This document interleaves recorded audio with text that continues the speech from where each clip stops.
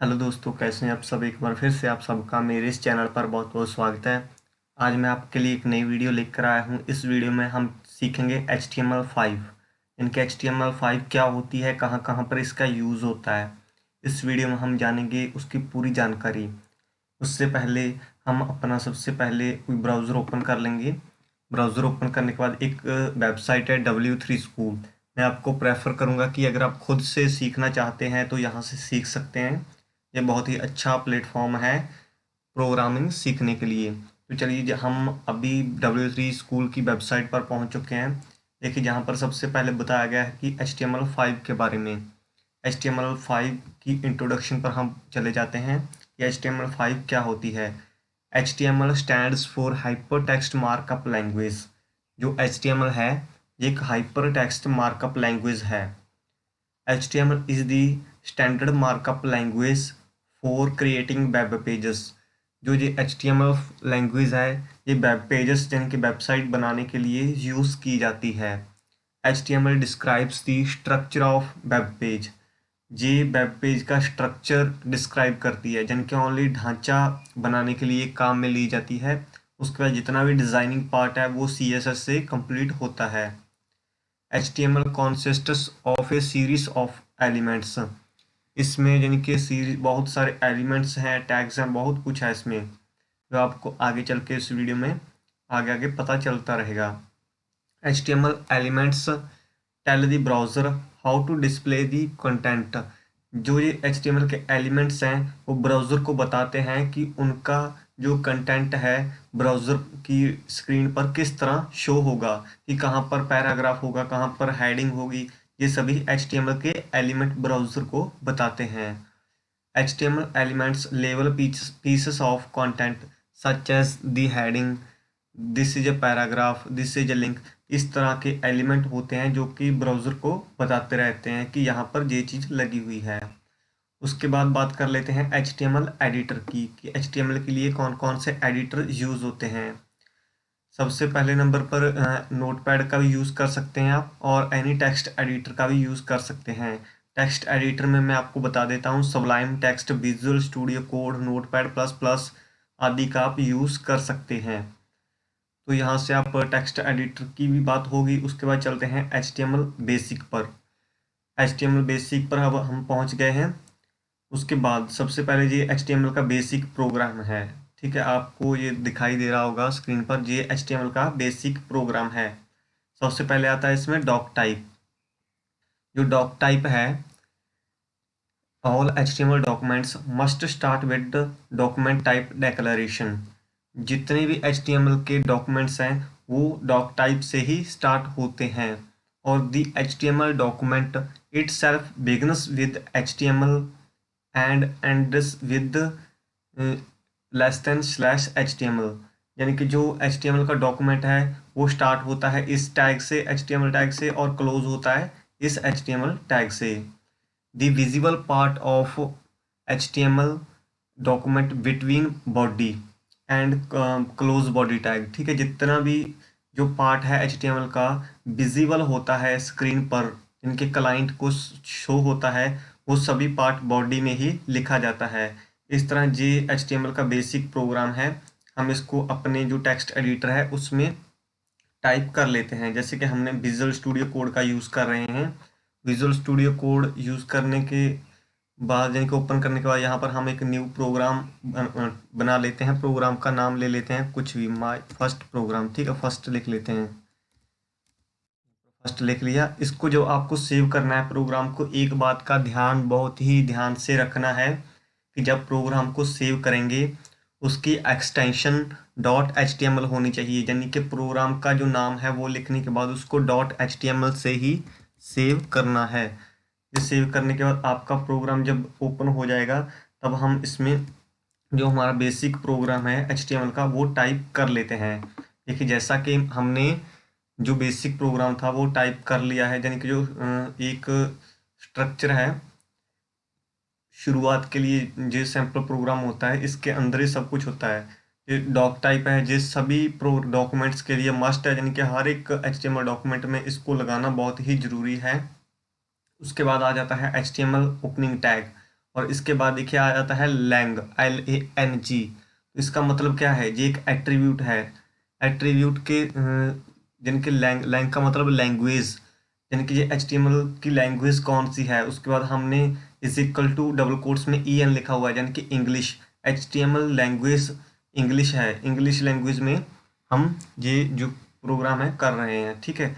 उसके बाद आते हैं मेटा टैग्स, और उसके बाद आ जाता है टाइटल। टाइटल क्या होता है, टाइटल भी मैं आपको बता देता हूँ। जब आप कोई भी वेबसाइट ओपन करते हो, ठीक है, उसके ऊपर अभी देखिए यहाँ पर HTML बेसिक शो हो रहा है ना, ये इसका टाइटल है। आप जो भी यहाँ पर टाइटल टैग में टाइप करोगे वो आपके प्रोग्राम में ऊपर शो होगा। जैसे कि हम यहाँ पर लिख देते हैं वेलकम, ठीक है, जैसे कि हमने लिख दिया वेलकम, यहाँ पर लिख दिया। इसको हम सेव कर लेंगे, और जहाँ पर आपने इसको सेव किया है वहाँ पर जाके इस फाइल पर अगर आप डबल क्लिक करेंगे तो ये ब्राउज़र में ओपन हो जाएगी। अगर आप विजुअल स्टूडियो कोड का यूज़ कर रहे हैं तो इसमें आप लाइव सर्वर भी डाउनलोड कर सकते हैं। देखिए जब आप जहाँ पर सेव की हुई है वहाँ पर जाके इसको क्लिक करोगे डबल क्लिक, तो फाइल आपकी इस तरह शो हो जाएगी, ठीक है। अभी हमने इसकी बॉडी के अंदर कुछ भी नहीं लिखा, बॉडी एकदम खाली है, हमने केवल इसका भी टाइटल लगाया है। यहाँ पर वेलकम आपको शो हो रहा है, इस तरह आप टाइटल लगा सकते हैं। उसके बाद आता है जी HTML हेडिंग्स, ठीक है। जी भी थोड़ा बेसिक है, हम आगे करते हैं। HTML हेडिंग्स होती हैं, पैराग्राफ होते हैं, लिंक होते हैं, इसके अंदर आप अमेज का यूज़ कर सकते हैं। इस तरह बहुत से टैग्स इसमें यूज़ कर सकते हैं। उसके बाद आता है HTML एलिमेंट्स। एलिमेंट्स क्या होते हैं, तो यहाँ से देखिए यहाँ अच्छे से बताया गया है कि एलिमेंट क्या होता है। आपको कोई पूछ भी सकता है कि HTML एलिमेंट्स क्या है। तो सबसे पहले स्टार्टिंग टैग, देखिए स्टार्टिंग टैग। उसके बाद कंटेंट, जो भी कंटेंट है आपको अपने टैग के अंदर लिखना है वो लिख लीजिए। और उसके बाद क्लोजिंग टैग, तो ये सारी लाइन होगी starting to closing tag, starting tag to closing tag, बीच में उसका कंटेंट रहेगा। ये सारी लाइन होगी एक एलिमेंट। जहाँ पर लिखा भी हुआ है the HTML element is everything from start tag to end tag, ठीक है। जो स्टार्ट टैग से एंड टैग तक पूरी लाइन एक एलिमेंट है। इस तरह आपको कोई भी पूछ सकता है, आप इसका अच्छे से जवाब दे सकते हैं। यहाँ पर देखिए हेडिंग टैग का यूज़ किया गया है। हेडिंग टैग स्टार्टिंग टैग से क्लोजिंग टैग तक ये एक एलिमेंट है। उसके बाद इसमें होता है स्टार्टिंग और क्लोजिंग टैग, वो भी मैं आपको बता देता हूँ। देखिए यहाँ पर बॉडी टैग स्टार्ट हुआ, ठीक है, less than body greater than, और उसके बाद सेम बॉडी टैग क्लोज हुआ। इसमें जितने भी टैग्स हैं उनको क्लोज करना बहुत ही ज़रूरी है। और कुछ टैग ऐसे हैं जिनको क्लोज करने की ज़रूरत नहीं होती, वो सेल्फ अपने आप ही, यानी कि क्लोजिंग टैग होते हैं अपने आप में ही। इसके जितने भी क्लोजिंग टैग हैं उनको क्लोज करने के लिए लेस देन स्लैश लगाना पड़ता है, और उसके बाद टैग का नाम, जैसे कि ये बॉडी लिखा हुआ है, यहाँ पर आपको शो हो रहा होगा बॉडी, ये ओपनिंग टैग है। और सेम बॉडी जहाँ पर लिखा हुआ है लेकिन इसके बीच एक स्लैश है, ये हो गया हमारा क्लोजिंग टैग। जितना भी हमारा कंटेंट रहेगा इसके बीच में ही रहेगा, जितने भी टैग्स वगैरह यूज़ करेंगे वो उसके बीच में ही यूज़ करेंगे। तो चलिए आगे चलते हैं। उसके बाद आता है जी एट्रीब्यूट की। एट्रीब्यूट क्या होता है, all HTML elements have can attributes. जितने भी HTML के एलिमेंट्स हैं सबके एट्रीब्यूट्स होते हैं। मैंने आपको यहाँ पर बताया था कि HTML LANG लैंग्वेज, यानी कि ये लैंग्वेज है HTML का एट्रीब्यूट है, ठीक है। ये लैंग्वेज भी एक एट्रीब्यूट है जो टैग नेम लिखने के बाद आगे उसकी एडिशनल इंफॉर्मेशन परफॉर्म करता है, उसको हम एट्रीब्यूट बोलते हैं। और उसके बाद attribute provides additional information about elements. देखिए सेम लाइन जहाँ पर लिखी हुई है, जो एट्रीब्यूट होते हैं एडिशनल इंफॉर्मेशन देते हैं एलिमेंट्स के बारे में। उसके बाद attributes are always specified in the start tag. जितने भी एट्रीब्यूट हैं वो स्पेसिफाइड होते हैं स्टार्ट टैग के साथ, ठीक है। आपको उम्मीद करता हूँ समझ आ रहा होगा। अगर आपको कोई पूछे एट्रीब्यूट क्या होता है तो आप बता सकते हैं कि जितने भी HTML टैग्स हैं सबके एट्रीब्यूट्स होते हैं, ये एडिशनल इंफॉर्मेशन परफॉर्म करने के लिए, प्रोवाइड करने के लिए यूज़ होते हैं। और जितने भी ये एट्रीब्यूट हैं स्टार्ट टैग के साथ लिखे जाते हैं। और attributes usually come in name value pair, पहले तो एट्रीब्यूट देने के बाद, ठीक है, उसके बाद नेम आता है। जैसे कि नेम आ गया कि आपको क्या चीज़ चाहिए, जैसे एट्रीब्यूट लगाने के बाद किस चीज़ का एट्रीब्यूट चाहिए, उसके बाद वैल्यू, जो उसकी वैल्यू हमें फिल करनी है। जैसे कि यहाँ पर एग्जांपल दिया गया है, ए टैग स्टार्ट हो गया, उसका एच रेफरेंस, ठीक है, एच रेफरेंस यानी कि ये इसका एट्रीब्यूट आ गया यानी कि नेम, उसके बाद ये आ गई वैल्यू यानी कि एट्रीब्यूट का नेम आ गया, ठीक है, उसका ये आ गई value, H T T P, ये जो लिंक है ये इसकी वैल्यू आ गई, इसको बोलते हैं एट्रीब्यूट। इस तरह आप एट्रीब्यूट का यूज़ कर सकते हैं। अगर आपको अभी मैं थोड़ा जल्दी बोल रहा हूँ, नहीं समझ रहा, तो थोड़ा स्किप करके वीडियो स्लो करके देख सकते हैं। जैसे कि अमेज टैग का जो एट्रीब्यूट है उसको बोलते हैं एस आर सी, ठीक है, जी, जो एस आर सी है, the S R C attribute specifies the path to the image to be displayed. ये जो एस आर सी है, ये जो अमेज होती है हमारा, उसका पाथ यानी कि स्पेसिफाई करता है, जो स्क्रीन पर डिस्प्लेड होती है, ठीक है, कि कहाँ पर रखी हुई है अमेज, उसका पाथ लेने के लिए हम एस आर सी टैग का एट्रीब्यूट का यूज़ करते हैं, जो कि आई एम जी टैग के साथ यूज़ होता है। तो यहाँ तक हमने कर लिया HTML एलिमेंट्स, एट्रीब्यूट्स, और इसका जो बेसिक प्रोग्राम है वो भी आपने देख लिया, और ओपनिंग और क्लोजिंग टैग कैसा होता है वो भी आपको पता चल गया, और कौन कौन से एडिटर हैं वो भी मैं आपको बता दिया, Sublime text, visual studio code और नोटपैड प्लस प्लस, और आप नोटपैड में भी इसकी कोडिंग कर सकते हैं। और HTML की इंट्रोडक्शन हमारी हो गई, और उसके बाद आता है एक ऑल्ट एट्रीब्यूट, ठीक है, ये ऑल्ट एट्रीब्यूट मैं आपको आगे जाके बता दूंगा कि किस तरह यूज़ करते हैं। अभी हम चलते हैं आगे HTML हेडिंग्स में। HTML में बेसिकली 6 टाइप की हेडिंग होती है, जो H1 टैग से स्टार्ट होती है और H6 टैग्स तक होती हैं। H1 टैग स्टार्ट होता है और H1 टैग इसका क्लोजिंग टैग होता है, स्लैश लगा के क्लोज हो जाता है। इस तरह ये सभी HTML की यानी कि हेडिंग्स हैं। मैं आपको यहाँ पर रन करवा के दिखा देता हूँ, एक बार अपने प्रोग्राम में ले चलते हैं इनको।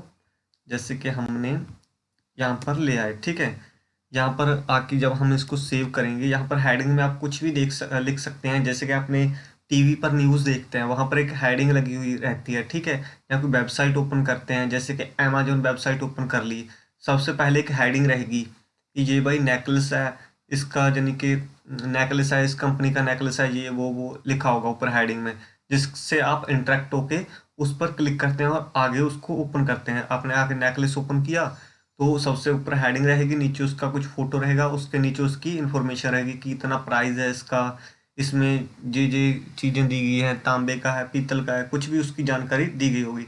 हेडिंग हम वेबसाइट में भी यूज़ करते हैं, न्यूज़पेपर में भी हर एक न्यूज़ की हेडिंग होती है।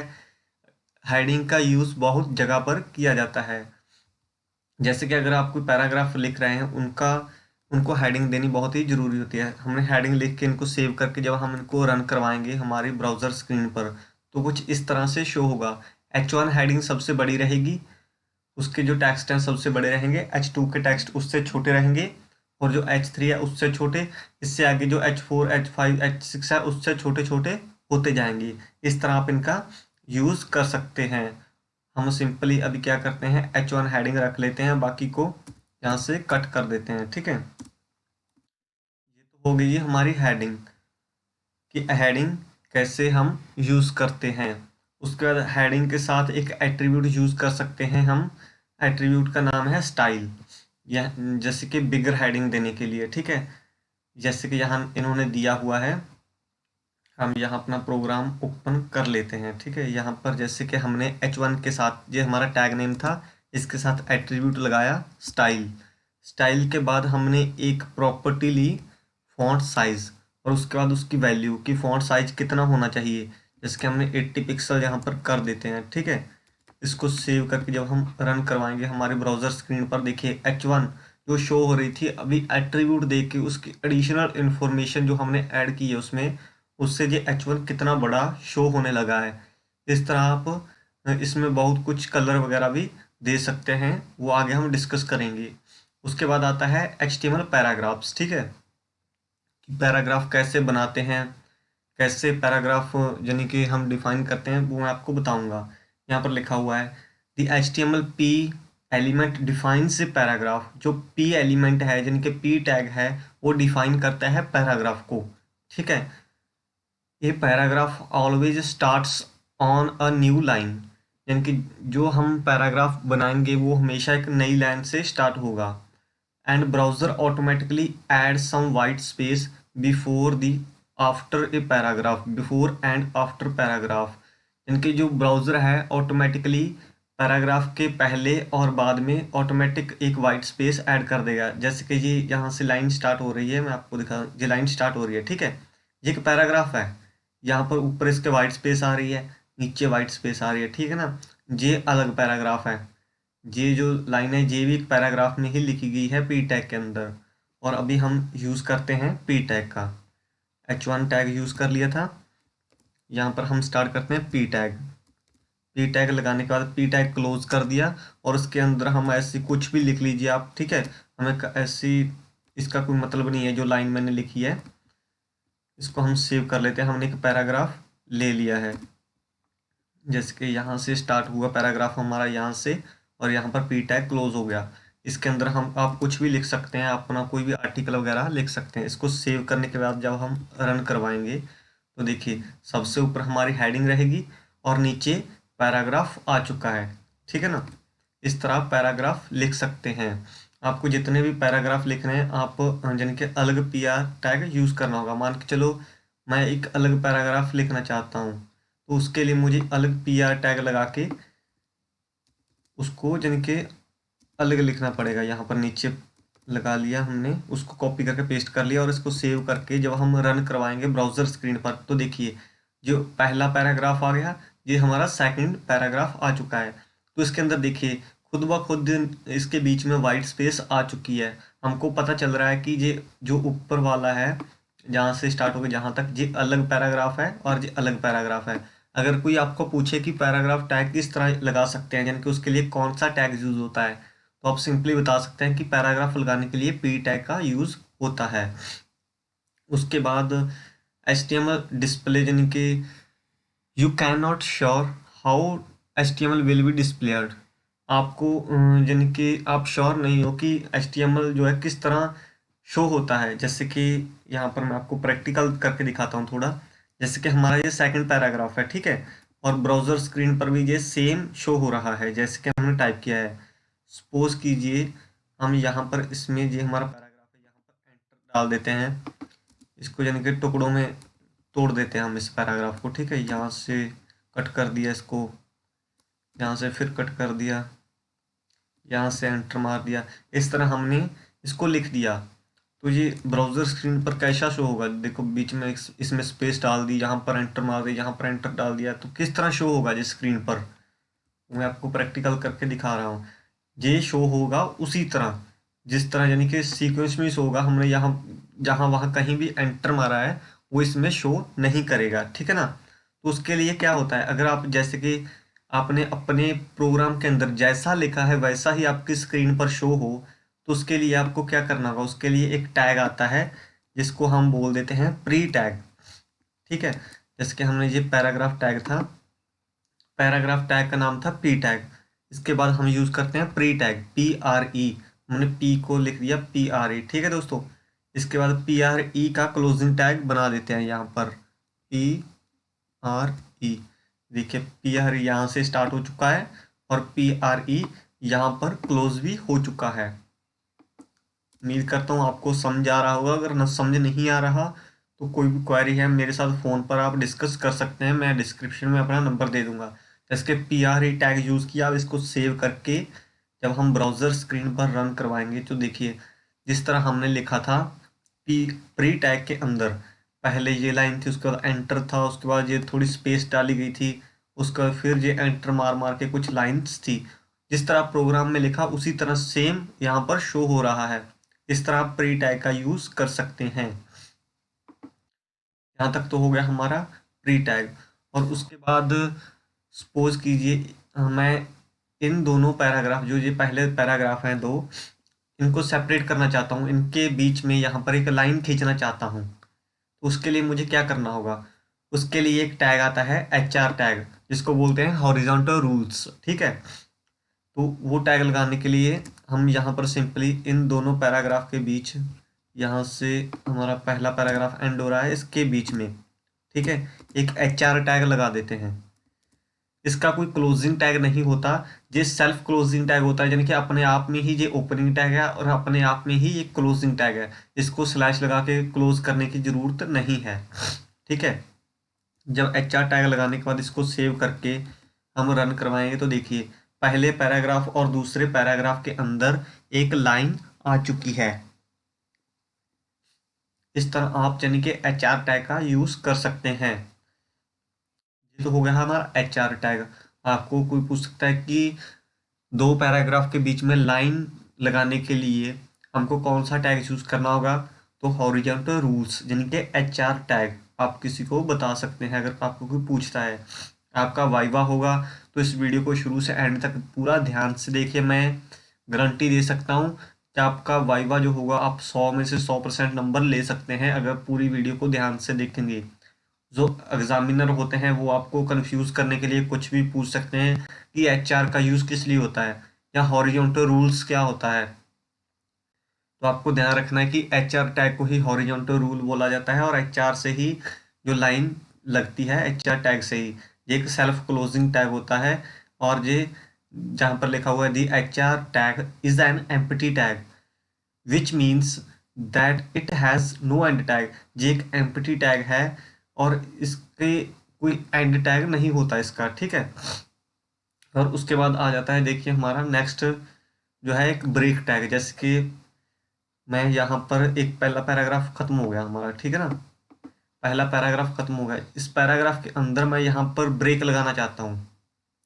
इस लाइन को मैं यहाँ पर ब्रेक करना चाहता हूँ जो इस यहाँ से जितना भी आगे का कंटेंट है वो नेक्स्ट लाइन में चला जाए। तो उसके लिए मुझे क्या करना होगा, उसके लिए मुझे लगाना होगा BR टैग यानी कि ब्रेक टैग भी हम उसको बोल देते हैं। यहाँ पर मैंने लगा दिया, ये भी HR की तरह यानी कि सेल्फ क्लोजिंग टैग है। इसका कोई यानी कि क्लोजिंग टैग नहीं है, इसका ओनली ओपनिंग टैग होता है। ये भी सेल्फ क्लोजिंग टैग होता है यानी कि एम्प्टी टैग है, BR टैग यानी कि ब्रेक लाइन टैग, ठीक है। यहाँ पर हमने यूज़ कर दिया ब्रेक लाइन टैग।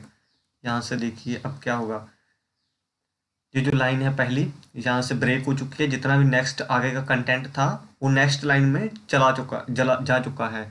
अब सपोज कीजिए मैं इसके अंदर कुछ और स्पेस ऐड करना चाहता हूँ कि इन दोनों लाइंस में कुछ और स्पेस आ जाए। तो उसके लिए क्या करना होगा मुझे, यहाँ पर जिसके कुछ और BR टैग हम लगा देते हैं, ठीक है। यहाँ पर एक BR टैग लगा दिया, दूसरा लगा दिया। जितने हम BR टैग लगाएंगे उतनी स्पेस इसमें बढ़ जाएगी। देखिए पहली लाइन ये रही, यहाँ से ब्रेक हुई, उसके बाद थोड़ी स्पेस देखिए 3 BR टैग लगाए हमने, 3 बार लाइन को ब्रेक किया और ये 3 स्पेस यहाँ पर आ चुकी है। और ये चौथे नंबर पर यानी कि इतनी स्पेस आने के बाद ये लाइन इतनी दूर चली जा चुकी है, ठीक है। ये तो हो गया हमारा break tag, HR tag, PR tag, pre tag sorry P tag, heading tag की हेडिंग कैसे यूज़ करते हैं। और आगे चलते हैं, उसके बाद आता है स्टाइल। HTML में आप स्टाइल किस तरह कर सकते हैं, जैसे कि यहाँ हम स्टाइल करते हैं। स्टाइल एक एट्रीब्यूट है, मैंने आपको पहले भी बताया था, और ये टैग नेम के स्टार्ट यूज होता है। ये एक the property is a CSS property. जो स्टाइल है एक CSS की प्रॉपर्टी है। The value is a CSS value. और जो इस टैग के अंदर यानी कि देखिए स्टाइल एट्रीब्यूट है, इसके अंदर जो ये प्रॉपर्टी यूज की है, हम प्रॉपर्टी यूज करेंगे। जैसे कि प्रॉपर्टी का नाम कुछ भी लगा लीजिए, कलर हो सकता है, बॉर्डर हो सकता है, ठीक है। ये एक CSS की प्रॉपर्टी है, उसके अंदर जो वैल्यू होगी ये भी एक CSS की वैल्यू है, ठीक है। CSS का पार्ट है ये। HTML को थोड़ा अच्छे से करने के लिए इतनी CSS की जरूरत हमें पड़ती है। तो यहाँ से हमें पता चल गया कि एट्रीब्यूट स्टाइल जो एट्रीब्यूट है किस तरह लगाते हैं। टैग नेम के साथ स्टाइल लगा लिया और उसके बाद प्रॉपर्टी, उसके बाद वैल्यू जो भी हमारी होती है। आपको इस सिंटेक्स को याद रखना है कि हम इनलाइन यानी कि जो है CSS के लिए किस तरह प्रोग्रामिंग करते हैं, ठीक है। तो जो प्रोग्राम के अंदर टैग के साथ CSS की डिजाइनिंग होती है इसको हम इनलाइन CSS बोल देते हैं। उसके बाद आ गया बैकग्राउंड कलर। जैसे कि यहाँ पर इन्होंने बॉडी को दिया हुआ है, ठीक है। हम अपने प्रोग्राम में चले जाते हैं, जहाँ पर देखिए हम बॉडी में लगाते हैं स्टाइल एट्रीब्यूट। देखिए स्टाइल लिखा, उसके बाद इज इक्वल टू लिखा, डबल कोट्स लिखे, उसके बाद हमने लिखा बैकग्राउंड कलर। बैकग्राउंड कलर हम क्या करना चाहते हैं, एक्वा कर देते हैं, ठीक है दोस्तों। और कलर कर देते हैं, इसके बाद कलर यानी कि कलर का मीन्स जो टेक्स्ट है उनका कलर, ठीक है। कलर कर देते हैं हम, सिंपल कलर लिखेंगे वो आएगा हमारे जितने भी टेक्स्ट हैं उनका कलर। और बैकग्राउंड कलर लिखेंगे तो बैकग्राउंड कलर चेंज होगा। कलर कर दिया ब्लैक, सेव करके रन करवाएंगे। देखिए बैकग्राउंड कलर हमारा हो गया एक्वा, और जितने भी टेक्स्ट थे उनका कलर हो गया हमारा ब्लैक। इनका कलर आप चेंज भी कर सकते हैं। इस तरह हम जिनके बैकग्राउंड कलर यूज़ कर सकते हैं। ये था स्टाइल। स्टाइल टैग से और भी बहुत कुछ कर सकते हैं हम। यहाँ पर आप किसी भी चीज़ को, पैराग्राफ को स्टाइल कर सकते हैं, ठीक है। हेडिंग को यानी कि पी टैग को यूज, हेडिंग को स्टाइल कर सकते हैं, पैराग्राफ टैग को स्टाइल कर सकते हैं, किसी भी चीज़ को स्टाइल कर सकते हैं। जैसे कि इसमें एक आता है फॉन्ट फैमिली, यानी कि फ़ॉन्ट चेंज करने के लिए हम यहाँ पर पूरी बॉडी का फ़ॉन्ट चेंज कर देते हैं, ठीक है। आप किसी एक पैराग्राफ का भी कर सकते हैं, किसी एक हेडिंग का भी कर सकते हैं स्पेसिफिक। इतना जो स्टाइल है यहाँ पर किसी भी टैग के साथ यहाँ पर लगा सकते हैं। यहाँ पर हम लिखेंगे फॉन्ट फैमिली, ठीक है। फॉन्ट फैमिली लिख दिया। हम यहाँ पर कर देते हैं कर्सिव, और इसको सेव करके हम करवाएंगे रन। देखिए जितनी भी हमारी फॉन्ट फैमिली थी कर्सिव हो चुकी है, जितने भी टेक्स्ट थे थोड़े चेंज हो चुके हैं।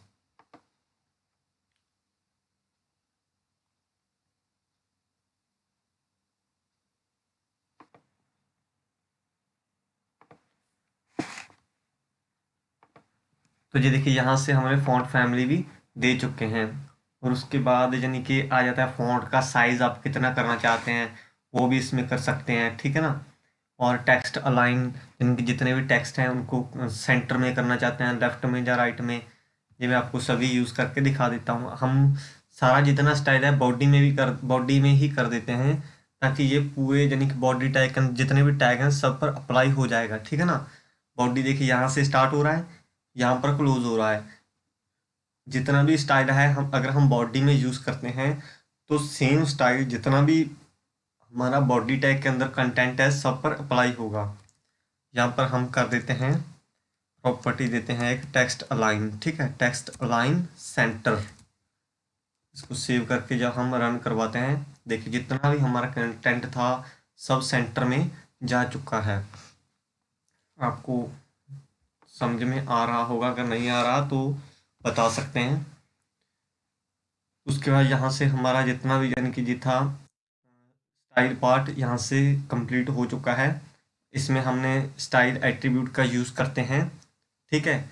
HTML एलिमेंट में जिनके स्टाइल एट्रीब्यूट का यूज़ किया जाता है, बैकग्राउंड कलर का भी यूज़ कर सकते हैं, और कलर का भी यूज़ कर सकते हैं, फॉन्ट फैमिली दे सकते हैं, फॉन्ट साइज आप दे सकते हैं, टेक्स्ट अलाइन यानी कि टेक्स्ट को सेंटर में करना है, लेफ्ट करना है, राइट करना है। जहाँ पर हमने सेंटर लिखा, जहाँ पर लेफ्ट राइट, आप कुछ भी लिख के इन टेक्स्ट को कर सकते हैं, ठीक है। उसके बाद आता है HTML फॉर्मेटिंग। HTML फॉर्मेटिंग यानी कि टेक्स्ट फॉर्मेटिंग। यहाँ लिखा हुआ है this text is bold, this text is italic, this text is subscript and superscript. यानी कि ये किस तरह बना सकते हैं हम। इसको यूज़ करने के लिए सबसे पहले देखिए बी टैग, ठीक है। बी टैग जो यूज़ होता है हमारा बोल्ड करने के लिए, ये होता था HTML4 में यूज़। अभी HTML5 में इसको रिप्लेस करके स्ट्रॉन्ग टैग में यानी कि कर दिया गया है, बदल दिया गया है स्ट्रॉन्ग टैग में। बी टैग से हम बोल्ड कर सकते थे और स्ट्रॉन्ग टैग से भी हम बोल्ड कर सकते हैं। जैसे कि हम यूज़ करते हैं अभी स्ट्रॉन्ग टैग को, क्योंकि बी टैग तो ओल्ड वर्जन जो HTML थी उसका टैग है। अभी हम ओनली इसको यूज़ करेंगे। यहाँ पर हम यूज़ कर लेते हैं स्ट्रॉन्ग टैग, जैसे कि ST स्ट्रॉन्ग पैराग्राफ के अंदर, ठीक है। पी टैग के अंदर हमने यूज़ किया है स्ट्रॉन्ग टैग, और यहाँ पर स्ट्रॉन्ग टैग के अंदर हम लिख देते हैं पैराग्राफ 1, PRA पैराग्राफ 1, ठीक है। पैराग्राफ 1 लिख दिया, पैराग्राफ 1 हो गया। इसको सेव करके जब हम रन करवाते हैं ब्राउज़र स्क्रीन पर, तो देखिए यहाँ पर पैराग्राफ 1 आपको शो हो रहा होगा, ठीक है। ये थोड़ा इनके स्ट्रॉन्ग होके, थोड़ा बोल्ड होके आपको हाईलाइट होके शो हो रहा हो है, ठीक है ना। इस तरह आप इसमें स्ट्रॉन्ग टैग है यानी कि यूज़ कर सकते हैं। इसको बी टैग से रिप्लेस किया गया है। उसके बाद आई टैग है, जो इटैलिक करने के लिए यूज़ होता था, लेकिन HTML5 में इसको रिप्लेस करके EM टैग बना दिया गया है। अभी हम अगर इटैलिक फॉर्म में लिखने हो टेक्स्ट तो उसके लिए क्या करेंगे, उसके लिए EM टेक्स्ट का यूज़ होगा, जिनकी एम्फेसाइजर टेक्स्ट, ठीक है, इसको ऐसा ही बोलते हैं। हम सभी जो टैग्स हैं आपको लगा के यहाँ पर दिखा देते हैं। हम नीचे चले जाते हैं, यहाँ पर हमें पूरे टैग शो हो जाएंगे। जैसे कि अभी हम यहाँ पर ले लेते हैं एक EM टैग, ठीक है। नीचे चले जाते हैं EM टैग। EM टैग के अंदर हम क्या लिखेंगे, माई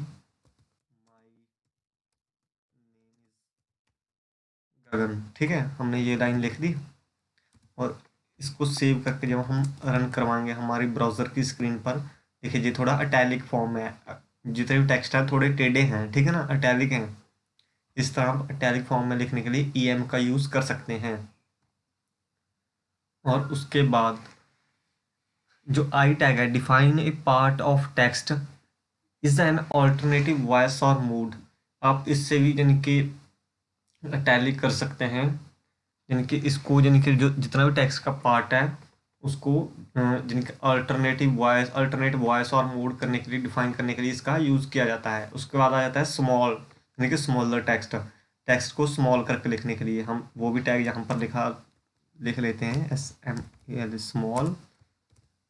लिखने के बाद इसमें हम लिख देते हैं आई एम फ्रॉम पंजाब, ठीक है। सेव करके जब हम रन करवाएंगे ब्राउज़र स्क्रीन पर, ये देखिए ये जितने भी टेक्स्ट हैं ये उससे छोटे आ रहे हैं, इनके स्मॉल होके आ रहे हैं, इनको बोलते हैं स्मॉल टैग।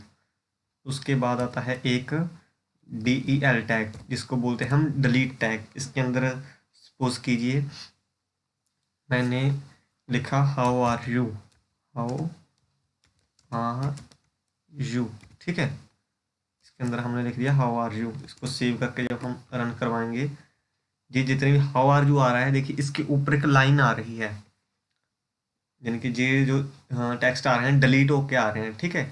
इसको बोलते हैं DEL। इसको डिलीटेड टेक्स्ट यानी डिलीट टेक्स्ट भी बोल देते हैं, DEL टैग होता है।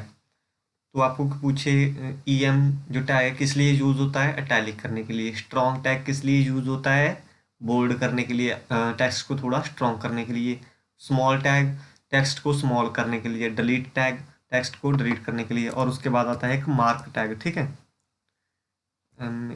मार्क, सॉरी मार्क नहीं, मार्क्यू टैग होता है। अभी हम यहाँ पर सीक्वेंस वाइज ही चलेंगे। सब टैग हो गया, स्मॉल टैग हो गया हमारा।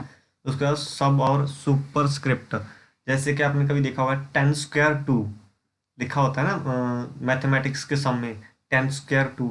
लेकिन अब अगर आपको वेबसाइट पर 10^2 शो करवाना है तो आप कीबोर्ड से टाइप तो नहीं कर सकते, ब्राउज़र स्क्रीन पर कैसे शो करवाएंगे। उसके लिए सबस्क्रिप्ट और सुपर स्क्रिप्ट टैग आते हैं। जैसे कि हम पहले ले लेते हैं सबस्क्रिप्ट, ठीक है। सबस्क्रिप्ट ले लिया और इसके अंदर हम ले लेते हैं 10, ये सॉरी इसके अंदर ही यूज़ होता है पैराग्राफ टैग के अंदर, ठीक है। इसको हम जहाँ किसी और टैग के अंदर यूज़ कर सकते हैं। यहाँ पर आपका कुछ यानी कि जिसके ऊपर आप लगाना चाहते हैं, मान के चलो हम इसमें यूज़ कर रहे हैं पैरा स्ट्रॉन्ग में, यहाँ पर हमने लिख दिया सब। इसको सेव करेंगे और रन करवाएंगे। देखिए सबसे पहले पैराग्राफ 1 आ रहा है और उसका थोड़ा नीचे लिखा हुआ आ रहा है उसके पाव में 10, ठीक है ना। इस तरह आप नीचे लिख सकते हैं हमारा सब टैग यूज़ करके। उसके बाद आता है एक सुपर टैग, उसको भी हम यहीं पर यूज़ कर लेते हैं। जैसे कि हमने यहाँ पर लिखा 10, ठीक है।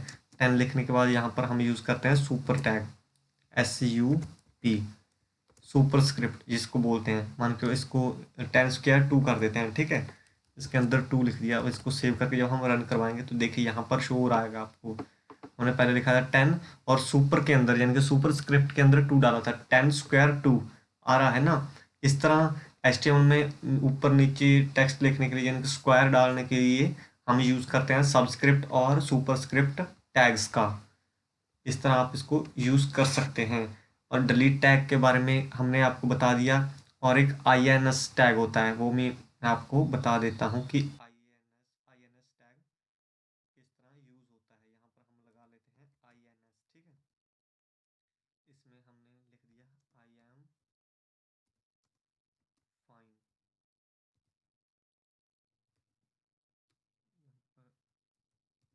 यहाँ पर I am fine लिख दिया हमने।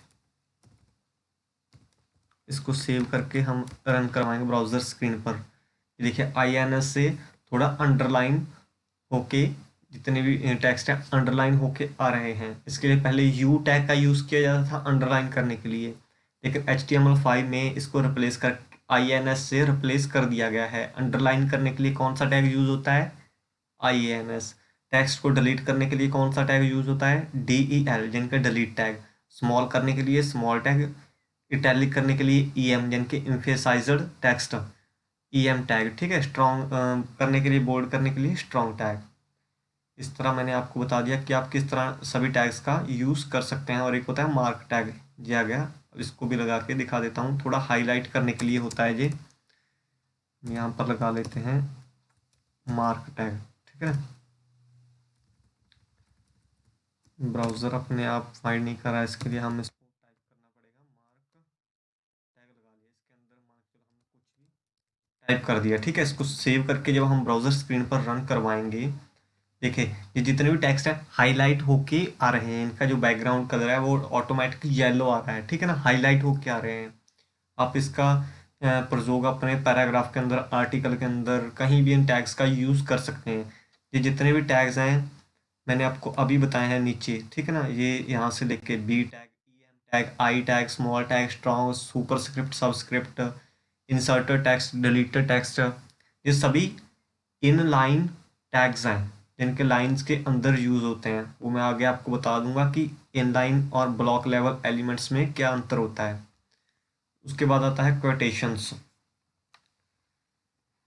इस तरह ब्लॉक टैग होता है, क्यू टैग होता है, ठीक है, एब्रीविएशन टैग होता है। ये सभी इस तरह यूज़ होते हैं।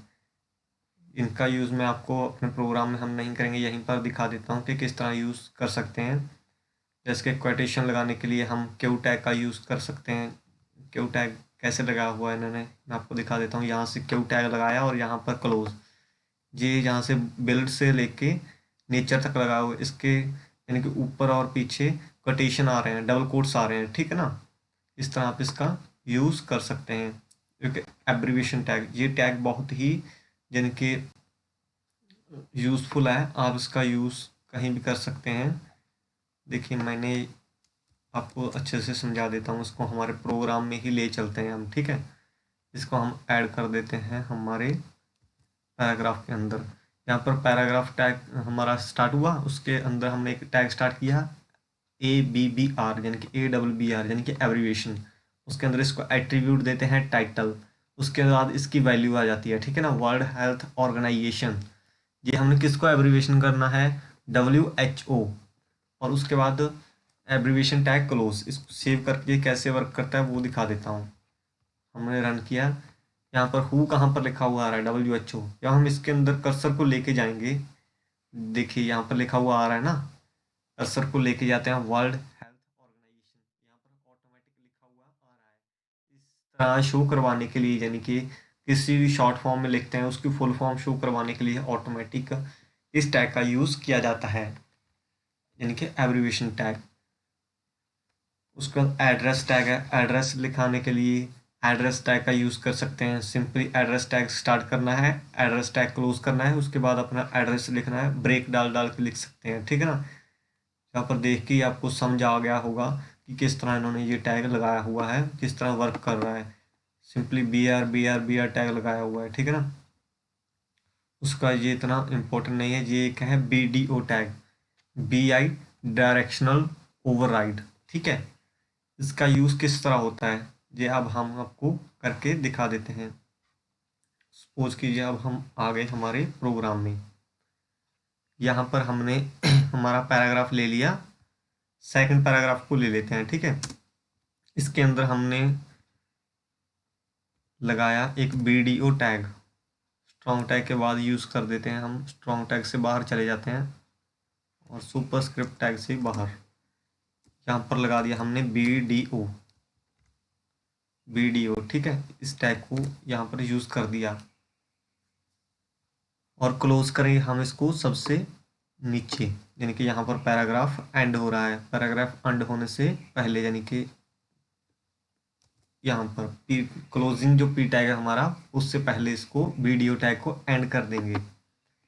उसके अंदर हम डालेंगे इसकी इनके डायरेक्शन, उसके लिए dir एक यानी कि इसकी प्रॉपर्टी है डायरेक्शन, यानी कि dir का मतलब डायरेक्शन, उसके अंदर वैल्यू राइट टू लेफ्ट, यानी कि जितने भी हमारे टेक्स्ट हैं वो राइट टू लेफ्ट हमें चाहिए। उसका हमने ये लगा दिया। इसको जब हम रन करवाते हैं, ये जो हमारे पैराग्राफ कहाँ चला गया, ये रहा।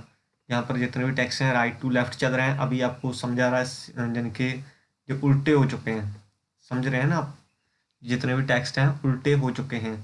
अभी मैं आपको दिखा देता हूँ कैसे उल्टे हो चुके हैं। देखिए लॉरेम, पहले हमारा लिखा हुआ था लॉरेम, यहाँ पर लॉरेम कहाँ चला गया। सभी दिन के इस पैराग्राफ से आप इस पैराग्राफ को मैच कर सकते हैं। जितना भी पैराग्राफ था वो राइट लेफ्ट हो चुका है, यानी कि उल्टा हो चुका है, ठीक है ना। इस तरह आप इस डायरेक्शन को लेफ्ट टू राइट भी कर सकते हैं, लेफ्ट टू राइट, RTL। इसको सेव करके जब हम रन करवाएंगे, देखिए ipsum dolor sit amet cons, अब जितना भी पैराग्राफ था वो राइट टू लेफ्ट यानी कि सीधा हो चुका है। अभी समझाने लगा है थोड़ा थोड़ा, ठीक है ना। अगर हम इसको राइट टू लेफ्ट यानी कि लेफ्ट टू राइट कर देते हैं, LTR कर देते हैं, तो जितने भी टेक्स्ट हैं वो सभी हमारे उल्टे हो चुके जाएंगे। जैसे कि RTL लगा दिया, राइट टू लेफ्ट कर दिया, जितने भी टेक्स्ट थे देखिए पहले इप्सम लिखा हुआ था सब उल्टा हो चुका है। समझा रहा है ना। ये हो गया हमारा वीडियो टैग, ठीक है। उसके बाद आ जाता है कमेंट की। HTML में कमेंट किस तरह यूज़ किया जाता है। कमेंट क्या होता है, you can add comments to your HTML source by using following syntax, ठीक है।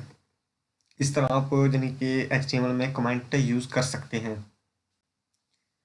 HTML comments are not displayed in browser, but they can help document your HTML source code। जैसे कि ये जो कमेंट हैं डिस्प्ले पर शो नहीं होते हैं, ये ओनली प्रोग्राम में शो होते हैं। जैसे कि मैं यहाँ पर लिखना चाहता हूँ, मुझे पता नहीं है कि पैराग्राफ 1 कौन सा है, पैराग्राफ 2 कौन सा है, इसके लिए मैं यहाँ पर लेस, देखिए यहाँ पर हम लगा देते हैं हमारे ये एक्सक्लेमेशन मार्क लेस देन, ये हमारा टैग बन गया। इसके अंदर लिख देते हैं दिस इज पैराग्राफ 1, ठीक है। वही जो ग्रीन शो रहा है, इस तरह आप less than explanation minus minus और उसके बाद जितना भी आपका कमेंट है वो लिख के उसके बाद इसको क्लोज कर सकते हैं, माइनस माइनस ग्रेटर देन लगा के, ठीक है ना। इस तरह आप इसको क्लोज कर सकते हैं। इसका फ़ायदा क्या है, यहाँ पर ये मुझको बता रहा है कि पैराग्राफ 1 है, ठीक है। इसको सेव करके जब हम हमारा प्रोग्राम ओपन करते हैं, यहाँ पर तो नहीं शो हो रहा कहीं, ये ओनली प्रोग्राम में शो होगा, डिस्प्ले पर शो नहीं होगा, ब्राउज़र पर नहीं शो होगा, इसलिए कमेंट का ये बेनिफिट है। उसके बाद आता है HTML कलर्स। HTML में कौन कौन से कलर्स होते हैं, किस किस तरह आप उनको यूज़ कर सकते हैं।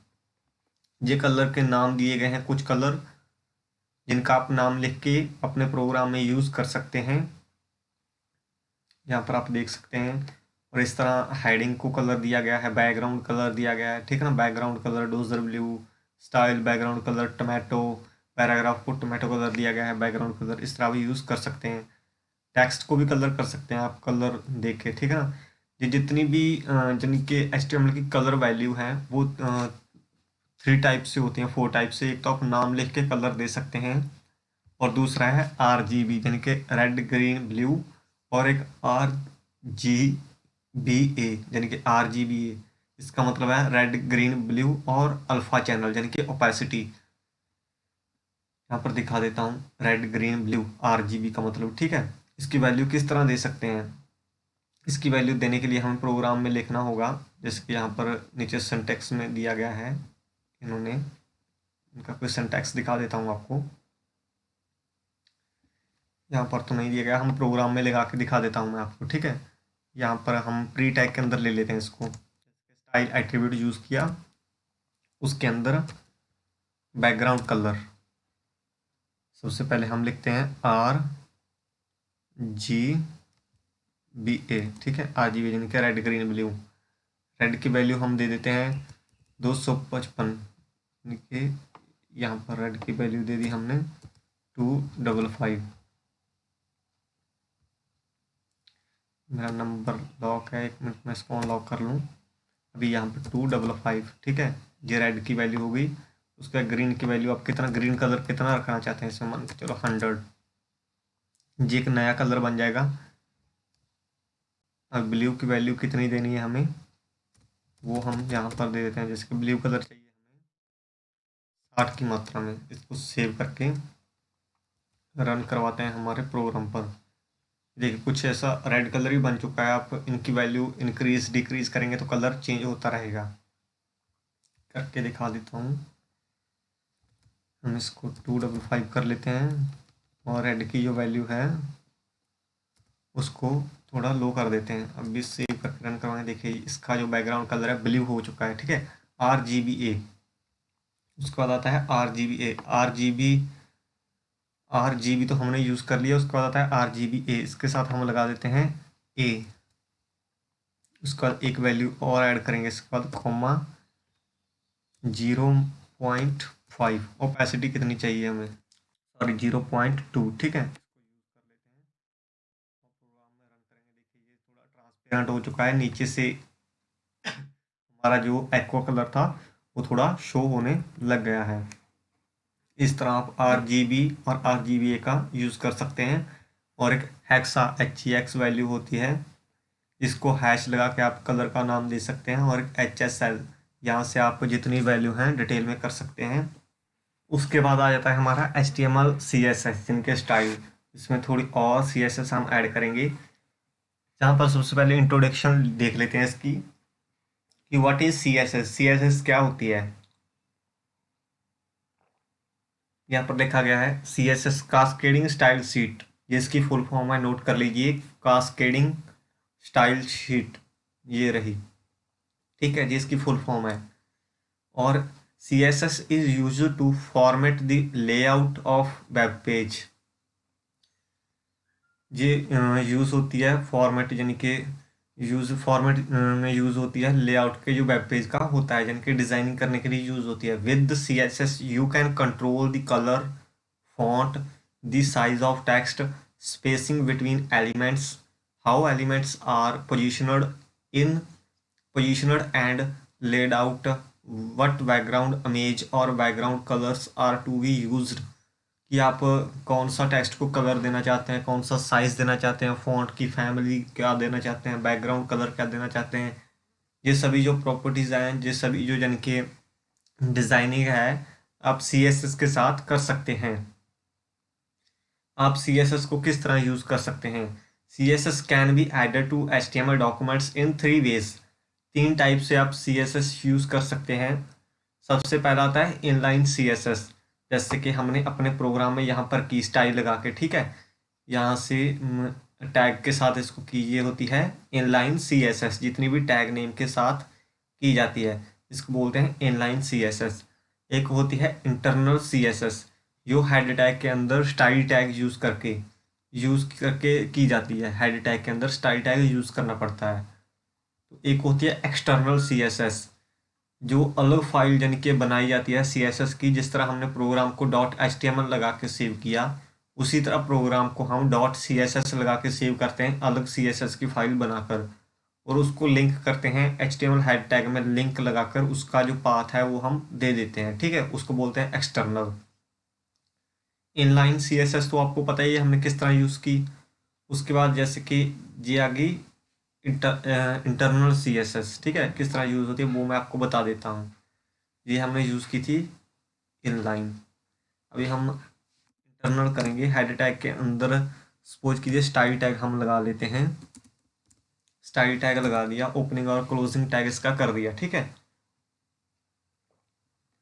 इसके बाद इसका जिनके स्टाइल टैग, ओपनिंग और क्लोजिंग टैग लगाने के लिए हम सपोज कीजिए किस चीज़ को हम स्टाइल करना चाहते हैं, यहाँ पर ले लेते हैं एक चीज़, हम पी टैग को स्टाइल करेंगे। यहाँ पर हमने लिख लिया पी टैग, ठीक है। उसका करली ब्रैकेट स्टार्ट और क्लोज कर लिया। इसके अंदर अब हम देंगे प्रॉपर्टी। इसका कलर कौन सा चाहिए पी टैग का, हमें इनके जो फॉन्ट है इसके कलर चाहिए हमें इसका भाई सी ग्रीन कर देते हैं, ठीक है ना। कोई भी कलर दे सकते हैं आप, रेड, ग्रीन, ब्लू, येलो। और इसका पैराग्राफ का बैकग्राउंड कलर हम कर देते हैं। बैकग्राउंड कलर लिखने के बाद कॉलन, उसके बाद हम इसकी जिनकी प्रॉपर्टीज को कर देते हैं ग्रे। बैकग्राउंड कलर हम कर देते हैं ग्रे, स्लेट ग्रे, ठीक है। और इसकी पैराग्राफ के हम फॉन्ट फैमिली कर देते हैं, फॉन्ट फैमिली वर्धना कर देते हैं। इसकी font family Vardhana, Geneva, Thoma, sans serif, ये हम सभी जो प्रॉपर्टी थी सभी मिक्स कर दिए हैं, ठीक है इसमें। उसके बाद हम कर देते हैं फॉन्ट साइज। फॉन्ट साइज इसका कितना करें हम, 10 पिक्सल कर देते हैं, ठीक है दोस्तों। 10 पिक्सल कर दिया। इसको सेव करके हम रन करवाएंगे अपनी स्क्रीन पर। बहुत छोटे हो चुके हैं, इसका साइज थोड़ा इंक्रीज करेंगे और कलर चेंज कर देते हैं ताकि आपको शो हो जाए। अभी ये सी ग्रीन कलर शो नहीं हो रहा है। यहाँ से हम रेड लिख देते हैं, यहाँ पर फॉन्ट फैमिली कर देते हैं हम 50 पिक्सल ताकि आपको अच्छे से शो हो जाए। बहुत छोटे हो गए थे टेक्स्ट, यहाँ से हम कर देते हैं रेड। इसको सेव करके जब हम रन करवाएंगे, ये देखिए 50 पिक्सल के हमारे फॉन्ट हो चुके हैं, ये पैराग्राफ आ चुके हैं हमारे, और इनका कलर हो चुका है टेक्स्ट का हमारा रेड, और बैकग्राउंड कलर हो चुका है slate grey. Slate grey background colour हो चुका है, ठीक है। इस तरह आप इसको बोलते हैं। हम इसको स्टाइल टैग के अंदर हेड में यूज़ होती है इंटरनल CSS, इस तरह आप यूज़ कर सकते हैं। और जो एक्सटर्नल CSS है उसका अलग से प्रोग्राम बनाना पड़ता है, वो हम आगे जाके यानी कि जब CSS की बारी आएगी वहाँ पर कर लेंगे। अभी आगे आता है लिंक, यानी कि HTML में लिंक कैसे बनाते हैं हम। हाइपर लिंक्स होते हैं, जैसे कि आप यहाँ पर देख लीजिए, होम, CSS, जावास्क्रिप्ट, SQL लिखा हुआ है ना, ये सभी लिंक है। अगर मैं CSS पर क्लिक करता हूँ तो CSS के पेज पर चला जाऊँगा, जावास्क्रिप्ट पर क्लिक करूँगा जावास्क्रिप्ट के पेज पर चला जाऊँगा। इस तरह लिंक आपने वेबसाइट पर देखा होगा, home page, about page, contact page होते हैं ना, उनके लिंक बनाए हुए होते हैं। वो लिंक किस तरह बनते हैं मैं आपको वो बताऊँगा। उसके लिए हम यूज़ करते हैं ए टैग का, यानी कि एंकर टैग, ठीक है। उसके साथ ए टैग के साथ एक एट्रीब्यूट लगता है एच रेफरेंस। मैंने आपको वीडियो को स्टार्टिंग में जब हम एलिमेंट्स कर रहे थे, एट्रीब्यूट कर रहे थे, तब भी बताया था एच रेफरेंस लिंक लगाने के लिए, ठीक है। ए टैग के साथ एच रेफरेंस एट्रीब्यूट लगेगा और उसके अंदर जो भी हमारा लिंक रहेगा डबल कोट्स के अंदर हमें वो पेस्ट कर देना है, जिस चीज़ का हम लिंक लगाना चाहते हैं। सपोज कीजिए हम यहाँ से क्या करते हैं कि यूट्यूब का लिंक लगा लेते हैं, यूट्यूब को ओपन कर लेते हैं। यहाँ से यूट्यूब को लिंक को हम कट कर लिया, ठीक है। कट करने के बाद इसको यहाँ से कट कर देते हैं और हमारे प्रोग्राम के अंदर आ जाते हैं।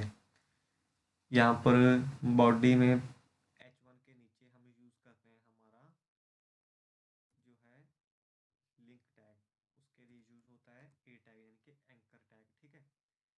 ए टैग स्टार्ट किया, उसके साथ एट्रीब्यूट देंगे एच रेफरेंस और डबल को is equal to double quotes. उसके बाद जो हमारा यूट्यूब का लिंक था वो हम डाल देते हैं और ग्रेटर देन। इसके बाद ए टैग क्लोज कर देते हैं स्लैश लगा के। इसके बीच इसका जो कंटेंट है उसमें आपको नाम लिखना है। आप इसमें कुछ भी लिख सकते हैं। होम पेज का लिंक लगाया है, होम लिख दीजिए। अबाउट पेज का लिंक लगाया है, अबाउट पेज लिख दीजिए, ठीक है ना। यहाँ पर मैंने यूट्यूब का लिंक लगाया है, हम सिंपली लिख देते हैं गो टू यूट्यूब, ठीक है, गो टू यूट्यूब। इसको सेव करके हम करते हैं रन हमारे ब्राउज़र में। ये देखिए यहाँ पर जो लिंक है आ चुका है। जब हम इसके ऊपर क्लिक करते हैं तो ये यूट्यूब ओपन कर देता है, ठीक है। इस तरह ये एक लिंक बन गया। आप इस तरह होम पेज का लिंक भी लगा सकते हैं, अबाउट का भी लगा सकते हैं, और वो पेज किस तरह लिंक करना है वो भी मैं आपको आगे बता दूंगा। इस तरह हम लिंक कोई भी लगा सकते हैं और हो सकते हो इसमें। और उसके बाद आता है HTML में इमेज कैसे ऐड कर सकते हैं हम। इमेज ऐड करने के लिए इमेज टैग यूज़ होता है। इसका कोई क्लोजिंग टैग नहीं है, जो अपने आप में एक क्लोजिंग टैग है। उसके साथ img के साथ img टैग इमेज लगाने के लिए यूज़ किया जाता है। उसके साथ एक इसका एट्रीब्यूट है src यानी कि सोर्स, और एक है alt। ठीक है, अब मैं बता देता हूँ ये किस लिए यूज़ होता है। src मान के चलिए सोर्स, ठीक है ना, पाथ यानी कि इमेज का पाथ ये बताता है, और alt बताता है हमें ऑल्टरनेटिव टेक्स्ट। ये किस तरह वर्क करता है मैं आपको प्रोग्राम में चल के लगा के दिखा देता हूँ। यहाँ पर हम लगा लेते हैं img टैग। ठीक है, img टैग हमने यहाँ पर लगाया, और इसके अंदर src एट्रीब्यूट यूज़ किया, और double is equal to double quotes. डबल कोट्स के अंदर आपको इमेज का नाम लिखना है। अगर आपकी इमेज कहीं पर पीसी में पड़ी है तो उसके राइट क्लिक कीजिए, प्रॉपर्टीज़ में जाकर उसकी लोकेशन कॉपी कीजिए और यहाँ पर उसकी लोकेशन पेस्ट कर दीजिए। अगर आपकी इमेज वहीं पर पड़ी है जहाँ पर आपका प्रोग्राम सेव किया हुआ है, तो आपको सिंपली उस इमेज का नाम लिख देना है। जैसे कि मैंने ga.jpg लिख दिया और इस टैग को क्लोज कर दिया। ठीक है, अब मैं सपोज कीजिए इसको रन करवा देता हूँ। ये आगे इमेज इस तरह शो हो गई ना हमारे वेब पेज में, इस तरह इमेज शो हो चुकी है। अभी सपोज कीजिए image tag show image show हो रही है, यहाँ इमेज के नाम में कुछ प्रॉब्लम आ गई। ठीक है ना, जैसे कि GQ आ गया। ठीक है, अभी इसको सेव करके जब हम रन करवाते हैं, यहाँ पर ब्राउज़र में हमें बता रहा है, यहाँ पर जो छोटा सा दिखाई दे रहा होगा आइकन, यहाँ पर हमें पता है कि इमेज है लेकिन शो नहीं हो रहा है। अगर किसी कारण से आपकी इमेज शो नहीं होती तो उसके लिए हम यहाँ पर एक ऑल्ट यानी कि जो एट्रीब्यूट है वो लगाते हैं, ALT यानी कि ऑल्टरनेट टेक्स्ट। ये किस लिए यूज़ किया जाता है मैं आपको बता देता हूँ। इसमें आप इमेज का नाम लिख सकते हैं। जैसे कि मैंने यहाँ पर लिख दिया ओल्ड पिक्चर, ओल्ड कल्चर।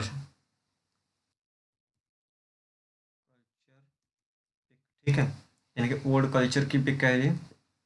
इसको सेव करके रन करवाएंगे। यहाँ पर देखिए इमेज यहाँ पर नहीं शो हो रही, किसी कारण से हमारी वेबसाइट पर इमेज नहीं शो हो रही।